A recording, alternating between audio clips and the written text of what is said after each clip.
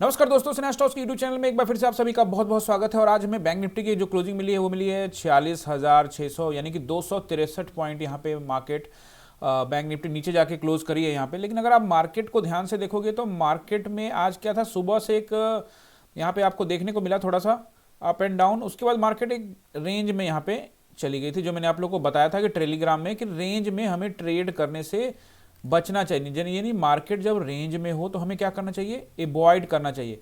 क्योंकि मार्केट को देखो, मैं आपको हमेशा अपने वीडियो में ये चीज़ जरूर समझाता हूँ, क्योंकि जो भी बिगनर्स हैं और जो बहुत पहले से सीखे हैं वो सब लोग यहाँ पे क्या करते हैं ना, हर एक कैंडल को ट्रेड करना चाहते हैं। हर कैंडल को भैया ट्रेड करोगे तो आपको फंसना ही फंसना है, क्योंकि हर कैंडल कुछ ना कुछ तो कह ही रहा है कि भाई मैं नीचे जा रहा हूँ, मैं ऊपर आ रहा हूँ, तो आप कैंडल में ट्रैप होते रहोगे। लेकिन अगर आपको जोन का पता लग जाए कि मार्केट का ये एक जोन है और इस जोन पे मार्केट को हमें यहाँ पे नहीं जाना चाहिए और मार्केट को नीचे आपको ऊपर रेसिस्टेंस और नीचे सपोर्ट पता लग जाए, तो निश्चित रूप से आप एक अच्छा आइडिया बना के, एक अच्छा प्लान बना के ट्रेड में जा सकते हो। तो अगर आप देखते हो तो यहाँ पे क्या था, एक मार्केट यहाँ पे एक जोन में फंसा हुआ था, जो मैंने आप लोग को टेलीग्राम पे बताया था कि मार्केट एक जोन में जा चुकी है। और जैसे मार्केट जब जोन को ब्रेक करती है उसके बाद हमें ट्रेड का प्लान करना चाहिए। इसका मतलब ये नहीं कि जैसे ही जोन को ब्रेक करेगी मैं वैसे ही घुस जाऊंगा, ऐसा कुछ भी नहीं है। वो तब घुसूंगा जब मैं देखूंगा कि ऊपर अगर कोई रेसिस्टेंस नहीं है या नीचे कोई सपोर्ट प्रॉपर नहीं है, तो वो वहां पे आइडिया लूंगा। अब जैसा कि मैं पहले भी बता चुका हूं आप लोगों की 46,727 का एक बढ़िया स्ट्रॉन्ग रेसिस्टेंस है। पुराने सारे वीडियो देख लो पिछले 5-7 दिनों के, लगभग यही वाला मार्केट को रेसिस्टेंस बार बार मिल रहा है 46,700। तो मार्केट इस रेंज को यहाँ से ब्लॉक करती हुई, मान लो यहाँ से यहाँ ब्रेक करती हुई है, तो कहाँ तक जाएगी, तो वो तो उससे ज़्यादा जा नहीं पाएगी। तो मार्केट को कोई खास मिला नहीं। आप जब इस आप कैंडल को देख के यहाँ से अगर आप मान लो यहाँ पे जैसे एंट्री करते हो तो यहाँ से यहीं तक का पॉइंट मिलेगा, तो ये कोई खास पॉइंट आपको मिलेगा नहीं।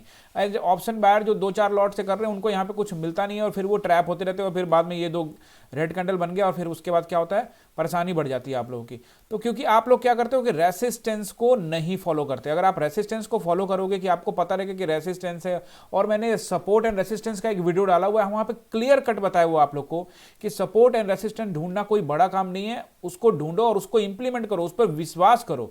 जैसे अब मैंने वो रेसिस्टेंस ढूंढ लिया था कि 750 के आसपास का रेंज जो है, 725 के 727 का जो रेंज है वो एक रेसिस्टेंस जोन है। और रेसिस्टेंस हमेशा जोन जो बैंक निफ्टी के अंदर में 40-50 पॉइंट का आपको जोन मान के चलना है, ऐसा नहीं कि एक खास पॉइंट है। तो मार्केट जब यहाँ पहुंचती है, यहाँ से फिर टेस्टिंग होती है। अब जब मार्केट से यहाँ से रेड कैंडल बनने लगता है तो भी मैं यहाँ पे एंट्री नहीं लेता। मुझे पता है कि मार्केट जब नीचे जा रही तो यहाँ पे काफी टाइम बिताया है मार्केट, तो ये एक सपोर्ट का पॉइंट मिलेगा मार्केट को, तो तुरंत अभी मार्केट ऊपर गई है और तुरंत मार्केट नीचे नहीं जाएगी, ऐसा मार्केट नहीं करती है। जब मार्केट को ऊपर जाना होता है तो जाती है, उसको धीरे धीरे धीरे करके नीचे आती है या प्राइस एक्शन बनाती है। तो यहां से यहां मार्केट गई, उसको देखेंगे आप जिस तरह से यहां से वापस यहां पे गई, तो ये आपको दिख रहा था। अब यहां पे विश्वास तो करना ही पड़ेगा ना। अगर आपका विश्वास नहीं है कि यहां पे, अब देखो यहां पे ये एरिया भी रेसिस्टेंस है, फिर यहां से भी एक रिजेक्शन हुआ है और यहां पे एक एम पैटर्न, यहां पे डबल टॉप पैटर्न बन गया, तो भैया यहां पे आपको ट्रेड तो लेना ही पड़ेगा। भले आप यहां पे ट्रैप हो जाए, लॉस एसएल हो जाए, व्हाटएवर हो जाए, वो तो उसके लिए तैयार रहना पड़ेगा, समझे आप। क्योंकि जरूरी है, ट्रेड में जब तक एंट्री नहीं मारोगे तब तक कैसे पता लगेगा। अब यहां से ट्रेड लिया आपने, ये देखिए ये एरिया था, यहां से आप लोग ट्रेड ले सकते थे। ये हिम्मत वाली बात है कि आपको पता है कि देखो ये एरिया, यहां पे भी रेसिस्टेंस मिला था, लगभग वही एरिया एक जोन होता है। यहां से फिर से रेसिस्टेंस मिला, यहां पे फिर से तीसरी बार यहां पे दे रहा है। और मैंने आपको हमेशा कहा है कि तीसरी बार तक में तो आप लोग कभी भी विश्वास कर सकते हो। जब चौथी बार ट्राई मारने का कोशिश करी इस एरिया में, तो हम समझ सकते हैं कि ब्रेकआउट हो सकता है, अदरवाइज नहीं। तो जैसे यहाँ पे हुआ तो आप यहाँ पे ले सकते हैं। कुछ लोग सोचते हैं कि चलो ये एम पैटर्न ब्रेक होगा तो उसके बाद लेंगे, तो वहां भी एंट्री ले सकते थे। तो वहां भी एंट्री अगर आप लेते हो तो ध्यान से समझिएगा, हर चीज को समझाता हूं मैं आप लोग को इसलिए कि आप लोग अगर अच्छी तरह से चीजों को समझ लेंगे तो आप लोग को ज्यादा दिक्कत नहीं होगी। तो यहां जब एक एम पैटर्न बनता है, ये देखिए एक एम पैटर्न बनता है, तो यहाँ पे एक ट्रेड तो बन रहा था क्योंकि एक रेसिस्टेंस एरिया, और मैंने आप लोग को क्या बताया हुआ है कि रेसिस्टेंस एरिया ढूंढो और वहां पे ट्रेड प्लान करो, छोटा सा एसएल रखो, कोई दिक्कत नहीं। मार्केट में तो ये करना ही पड़ेगा ना, 100% कुछ भी फिक्स नहीं होता है यहाँ पे आपको अपना योजना बना के, अपना योजनाबद्ध तरीके से डिसिप्लिन के साथ काम करना पड़ेगा। अगर उल्टा हो गया तो कोई दिक्कत नहीं है। ये वाला एरिया देखो, ये इसका हाई था, इसका ये आप यहाँ पे क्या करते हैं, एसएल लगा के बैठ जाते हैं। अगर पॉइंट जाना होता जाता, उतना पैसा तो देना ही पड़ेगा ना बॉस। वैसे भी रोज रोज आपका कैपिटल खाली हो रहा है, तो इससे अच्छा है प्लानिंग करके हम क्यों ना कर सकते हैं। और उसके बाद वापस देखेंगे, मैंने आपको क्या बताया था कि एम पैटर्न में बहुत लोग यहाँ पे एंट्री करते हैं, तो यहाँ पे भी एंट्री करेंगे वो चीज। तो देखिए वो ये ध्यान से समझिएगा मार्केट को। एम पैटर्न में क्या होता है कि मार्केट में ज़्यादातर लोग कहते हैं भैया कोई भी स्टडी कर लो, किताब पढ़ लो, वो कहेंगे कि एम पैटर्न ये वाला ब्रेक होगा उसके बाद एंट्री करना, यही होता है। तो यहाँ एंट्री किए होंगे, तो अगर मान लीजिए यहाँ एंट्री किए तो यहाँ तक मार्केट आई, प्रॉफिट यहाँ तक बुक नहीं हुआ क्योंकि ज़्यादा पॉइंट मिला नहीं। अगर बुक नहीं हुआ तो देखिए वापस यहाँ से टेस्टिंग करने गई, और वो जानते हैं ना, देखो सेलर जानते हैं कि यहाँ पे जैसे ब्रेक हुआ है ना तो बहुत सारे लोगों ने इस पे एंट्री ली होगी, तो वापस टेस्टिंग करने आते हैं। समझ गए मेरी बात को? मार्केट क्या करते हैं, उनको पता है कि एम पैटर्न टूटा है, यहाँ से लोगों ने एंट्री ली होगी, तो मार्केट यहाँ से वापस टेस्टिंग करने के लिए आती है। लेकिन क्या होता है, यहाँ से फिर से मार्केट को रिजेक्शन मिलता है, फिर टेस्टिंग करती है, फिर रिजेक्शन मिलता है, तो फिर यहाँ देखो एक छोटा सा डबल टॉप बनता है। ये वाला भी आपको कैच करना चाहिए। ये वाला भी पोजीशन अगर आपने कैच नहीं किया तो कोई मतलब नहीं निकलता आपके ट्रेडिंग करने का, क्योंकि अगर आप ट्रेडिंग कर रहे हो तो आपको रिस्क लेना पड़ेगा। जब तक आप रिस्क नहीं लोगे तब तक यहाँ पे कुछ नहीं हो सकता। ऐसे पॉइंट्स को आप लोग ध्यान रखो। हर वीडियो में आप लोगों को समझाता हूं कि कोई एक कैंडल, दो कैंडल बनने से आपके ट्रेड पे, आपके डिसिप्लिन पे, या आपने जो प्लान बनाया उस पर कोई प्रभाव नहीं पड़ना चाहिए। कैंडल तो बनता ही रहेगा, आपने ट्रेड ले लिया और आप आराम से वेट कीजिए।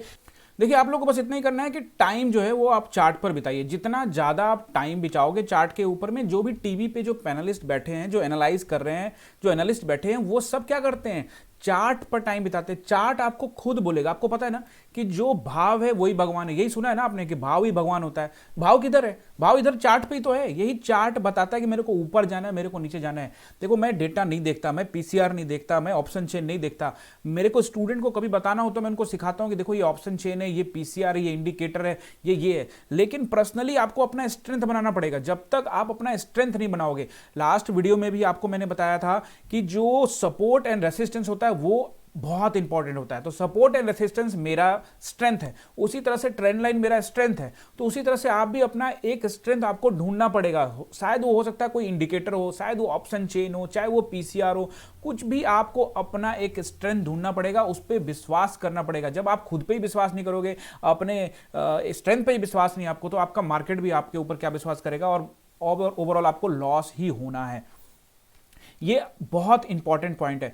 जब भी आप रेसिस्टेंस के पास आओ, देखो मार्केट को हमेशा एनालाइज करके देखो। रेसिस्टेंस पर मार्केट नीचे आती है, सपोर्ट पे मार्केट ऊपर ऊपर जाती है। इसका मतलब अपने को फाइंड करना है। अब थोड़ा एग्जैक्ट क्या होता है ना, कई बार जब हम ट्रेड ले लेते हैं तो सपोर्ट पे हमने यहाँ पे बाई कर लिया, वापस मार्केट टेस्टिंग के लिए, अरे टेस्टिंग के लिए आ गई तो कोई बात नहीं, एसएल दे देंगे। हर बार थोड़ी होगा ऐसा, हर बार नहीं होगा। आप देखो मैं आपको कितने दिन एनालाइज करके बताता हूं, हर बार मार्केट को वहां से रिजेक्शन मिलता है और वहां पे प्रॉफिट हो जाता है। तो आपको ध्यान रखना पड़ेगा, बस कुछ करना नहीं है, एक ही काम करना है, चार्ट पे काम करना है। चलो अब चलते हैं बैंक निफ्टी कल किस तरह से कामकाज करेगी उसके ऊपर में ध्यान देते हैं। उसके लिए चलते हैं 1 डे के टाइम फ्रेम पे, उसके बाद काफी कुछ आप लोगों को यहाँ पे क्लियर हो जाएगा कि मार्केट यानी कि बैंक निफ्टी कल किस तरह से कामकाज करेगी। अब 1 डे के टाइम फ्रेम पे आप देखोगे तो वही एक ट्रेंड लाइन जो मैंने पिछले दफा बनाया था, वही ट्रेंड लाइन यहाँ पे बना हुआ आपको नजर आएगा, और इस तरह से मार्केट पैटर्न पे काम करे। लेकिन अभी ट्रेंड लाइन को ब्रेक करके वापस टेस्टिंग के लिए गई है, तो अब टेस्टिंग से यहाँ से अगर इसको रिजेक्शन मिल रहा है, तो अगर मार्केट रिजेक्शन मिलता है और इसके अपने लो को भी ब्रेक करता है, तो मार्केट को एक नया लो देखने को मिलेगा, यानी कि मार्केट 45,500 के पास से वापस से आकर टेस्टिंग करना स्टार्ट करेगी 45,500 पे। ठीक है, ये एक बड़ा यहाँ पे आपको देखने को मिलेगा। लेकिन ये बड़े लेवल पे बता रहा हूँ, मतलब 3-4 दिनों के बाद ये देखने को मिल सकता है। होने का तो मार्केट में कुछ भी हो सकता है, बट अगर अभी फिलहाल का हम लोग जो सपोर्ट का एरिया देखेंगे, वो पहला सपोर्ट आप लोग को जो देखना है वो देखना है अभी आपको 46,527 का, ये आपको ध्यान रखना है, 46,527 का आपको। और जो तगड़ा सपोर्ट है जिसको आप बढ़िया मान सकते हो वो है 46,327 का। और उसके बाद अगर मार्केट को उसके नीचे भी गई तो 46,000 का एक लॉजिकल सपोर्ट रहेगा। बट फिलहाल 46,300 एक इंपॉर्टेंट सपोर्ट यहाँ पे देखने को आपको मिलेगा, क्योंकि यहाँ पे 46,300 पे बहुत सारे कैंडल है जिसकी क्लोजिंग, ओपन, हाई, लो यहाँ पे काफी हो चुकी है। अगर आप ध्यान से ढूंढोगे 1 डे का चार्ट फ्रेम में तो आपको पता लगेगा। और मार्केट को बार बार 46,300 से रिजेक्शन मिला है ऊपर की ओर। अगर मार्केट उसको ब्रेक करती है तो निश्चित रूप से 46,000 और फिर 46,000 ब्रेक होता है तो 45,500 भी मार्केट टेस्टिंग करने के लिए जरूर आएगी। और अगर आप लोग रेसिस्टेंस को ढूंढ रहे हो तो पहला रेसिस्टेंस आप लोग को यहाँ पे देखने को मिलेगा जो आज भी मिला था 46,727 का, एक स्ट्रॉन्ग रेसिस्टेंस इसको मैं मानता हूं। उसके बाद जो नेक्स्ट रेसिस्टेंस आएगा, एक नया रेसिस्टेंस मुझे यहाँ पे दिख रहा है, वहां पे भी अब 4-5 कैंडल है जो क्लोजिंग हाई लो बना रखे हैं, वो है एक 927 का, 46,927। और उसके बाद फिर आप लोगों को पता है कि 47,000 का एक लॉजिकल यहाँ पे एक रेसिस्टेंस देखने को मिलेगा। तो ये मार्केट का रेसिस्टेंस रहेगा। और मैं हमेशा जो कहता हूं उस पर काम कर लीजिए। आप लोग चार्ट पे टाइम बिताइए, जितना ज्यादा आप टाइम बिताओगे, मैं आपको लास्ट वीडियो बना के दिया है आप लोग को, जिसमें ये बताया मैंने लिंक मैं आई बटन पे लगा दिया है। ट्रेडिंग प्लान जरूर देखिए, जिससे आप लोग को बहुत हद तक क्लियर होगा कि मुझे किस तरह से प्लान करना है ट्रेडिंग का। जो बिगनर्स है उनके लिए तो मस्ट वॉच वीडियो, और जो लॉस बुक कर रहे हैं लगातार कई टाइम से उनके लिए भी वीडियो। आप अपने अंदर डिसिप्लिन लाइए, अपना सारा कुछ चेंज करिए। वो वीडियो में पूरा डिटेल में बताया, उसको आप एक बार जरूर जाके देखिएगा। तो कैसा लगा आज का वीडियो आप लोग जरूर कमेंट करके बताना, और रेसिस्टेंस सपोर्ट पर जरूर ध्यान रखना, उसको एनालाइज करना मत भूलना। तो अगर अच्छा लगा वीडियो को तो क्या करोगे, अपने दोस्तों के साथ शेयर करोगे, वीडियो को लाइक करोगे, कमेंट करके बताना जरूर कि वीडियो कैसा लगा है। और मिलते हैं अगले वीडियो में, तब तक के लिए बहुत बहुत धन्यवाद।